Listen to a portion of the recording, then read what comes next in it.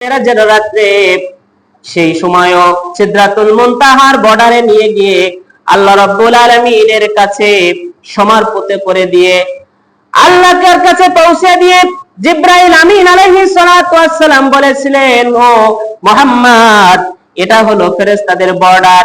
এই সিদরাতুল মুনতাহার উপরে কোনো ফেরেশতারা যেতে পারে না, যাওয়ার অধিকার রব্বুল আলামিন দেননি। আল্লাহ রাব্বুল আলামিন ঠিক সেই ঘটনা এই সূরা নজমের ভিতরে আনছেন।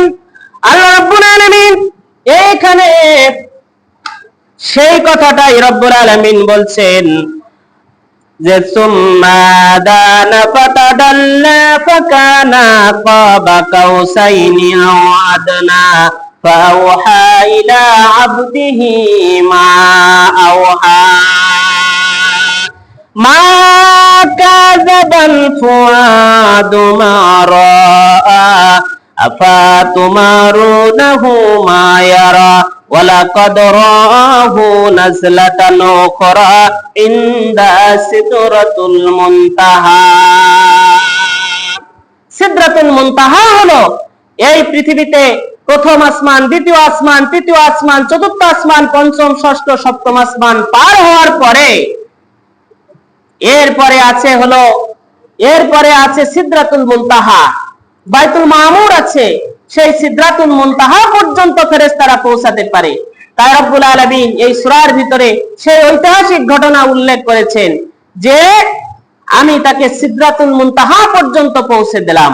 সম্মানিত উপস্থিতি, সূরা নজম আমাদেরকে যে শিক্ষা দিচ্ছে সেটা হলো যে তদানীন্তন সময়ে কাফেরেরা বিশ্বনবী সাল্লাল্লাহু আলাইহি ওয়াসাল্লামের আনিত জীবন ব্যবস্থাকে অস্বীকার করেছে।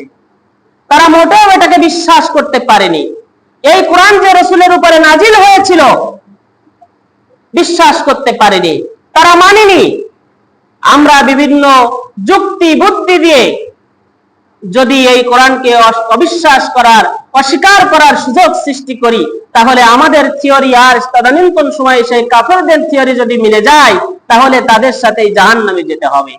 বিশ্বনবী সাল্লাল্লাহু আলাইহি ওয়াসাল্লাম শুধুমাত্র ধর্মীয় নেতা ছিলেন না, তিনি শুধু মসজিদের ইমাম ছিলেন না, তিনি মসজিদের বাইরেও কাজ করেছে না করেনি? বলেন, করেছে। এক শ্রেণীর মানুষেরা বাংলাদেশের এই যে লক্ষ লক্ষ আলেম যারা আছে, এদেরকে ধর্মীয় নেতা হিসেবে সাব্যস্ত করে।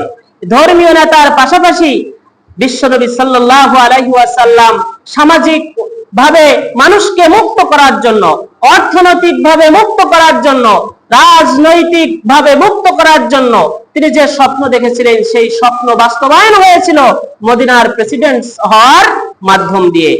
তো আমরা বিশ্বনবী সাল্লাল্লাহু আলাইহি ওয়াসাল্লামকে শুধুমাত্র ধর্মীয় নেতা হিসেবে নয়, বিশ্বনবীকে আমরা নেতা হিসেবে মনে করি। তিনি মসজিদের ভিতরেও যেমন নেতা, মসজিদের বাইরেও তেমন নেতা। তিনি মদিনার সফল রাষ্ট্রনায়ক হয়ে তিনি ঘোষণা করেছিলেন খুতবার ভিতরে, খায়রুল কুরুনি কারনি, আমি যে যুগ কায়েম করেছি এই যুগটা হলো পৃথিবীর শ্রেষ্ঠ যুগ। পৃথিবীতে কিয়ামত পর্যন্ত কোন শাসক এত সোনালী যুগ কায়েম করতে পারবে না।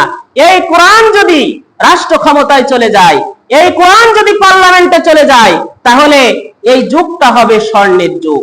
মানুষ মুক্তি পাবে, অর্থনৈতিক ভাবে মুক্তি পাবে, সামাজিক ভাবে মুক্তি পাবে, রাজনৈতিক ভাবে মুক্তি পাবে, মানুষ তার বাক স্বাধীনতা ফিরে পাবে। তাই আমরা শুধুমাত্র কোরআন শুনতে খুব ভালো লাগে, এক একজন এক এক কায়দায় বলে শুনতে খুব ভালো লাগে, কিন্তু মানার বেলায় আমরা নেই। তাই এই কোরআন আমরা মানতে রাজি আছি, শোনার সাথে সাথে মানতে রাজি আছি, আমাদের মানতে হবে। এর ভিতরে একটি আয়াত, একটি হক যদি কেউ অস্বীকার করে সজ্ঞানে স্বেচ্ছায়, তাহলে সে কাফের হয়ে যাবে, পরকালে তার জাহান্নামে যাওয়া লাগবে, জাহান্নামে যাওয়া লাগবে। সুতরাং আসুন কোরআনের ছাত্র হয়ে যাই, কোরআনকে পড়ি, কোরআন দিয়ে জীবন গড়ি, কোরআন দিয়ে পরিবার গড়ি, কোরআন দিয়ে সমাজ গড়ি। কোরআনের আদর্শ জীবনকে বাস্তবায়নের আহ্বান জানিয়েই আলোচনা শেষ করছি। ওমা তাওফিকি ইল্লা বিল্লাহ।